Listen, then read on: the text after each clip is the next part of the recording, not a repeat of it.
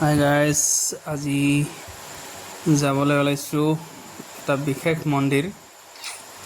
আপোনালোকে চাই থাকক, গাড়ীখন এতিয়া ৰেডি কৰিলোঁ। এতিয়া আহিলোঁ বৰমা পালোঁ। এতিয়া নলবাৰী ডিষ্ট্ৰিক্ট, এতিয়া বৰমা পালোঁ। আপোনালোকে চেনেলটো চাব, ছাবস্ক্ৰাইব কৰিব। ইণ্ডিয়ান ডেন্স দৃষ্টি। এতিয়া যাম আমি নলবাৰীলৈ। এতিয়া গৈ আছোঁ নলবাৰী। আপোনালোকে থাম্বনেইলখন চাই নিশ্চয় গম পাইছে।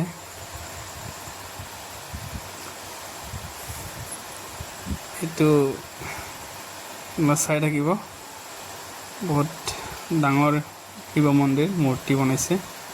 সেইটোকে আজি চাব যাই আছোঁ। এতিয়া পালোঁ আমি নলবাৰী পাম আৰু অলপ দূৰ আছে।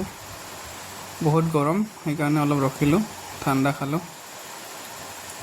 আৰু এইখন মোৰ গাড়ীত লগাইছোঁ ভগৱানৰ মূৰ্তি। কেনেকুৱা লাগিছে কমেণ্ট কৰি জনাব।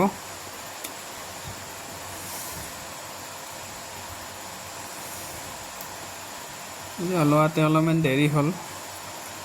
এতিয়া 11:30 বাজিলে আৰু এতিয়া পালোঁ আমি নলবাৰী ডিষ্ট্ৰিক্ট। আৰু এইফালেদি আমি সোমাই যাম।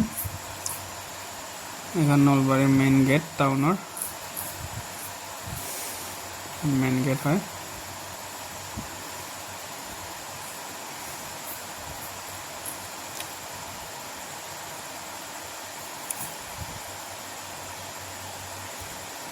মন্দিৰটো চাব, বহুত ধুনীয়া মন্দিৰ বনাইছে।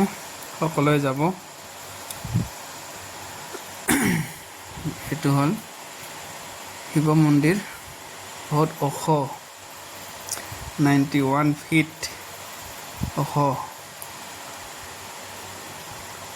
সকলোৱে আহিব। আৰু এনেকুৱা পথাৰত জেগা আছে, এখন গাড়ী ৰখা ঠাই। এখন পিছফালৰ পৰা মন্দিৰটো, এতিয়া সন্মুখৰ পৰা দেখাম।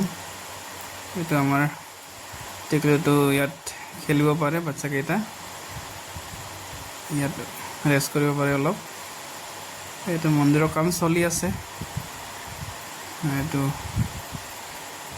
এইটো মূৰ্তিটো এনেকৈ এখন দোকান আছে, প্ৰসাদ পানীৰ দোকান আছে। প্ৰসাদ পানী ইয়াতে ল'ব পাৰিব। মূৰ্তি বহুত ডাঙৰ মূৰ্তি বনাইছে।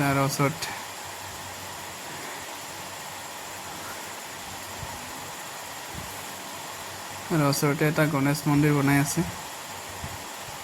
আৰু দুকপি মানৰ ফটো উঠিলোঁ। এইটো ওচৰতে গণেশ মন্দিৰ বনাই আছে, বহুত ডাঙৰ। সকলোৱে আহিব চাব। এইটো গণেশ মন্দিৰ বনাই আছে, হোৱা নাই, কাম চলি আছে। আৰু এনেকৈ চাই আজি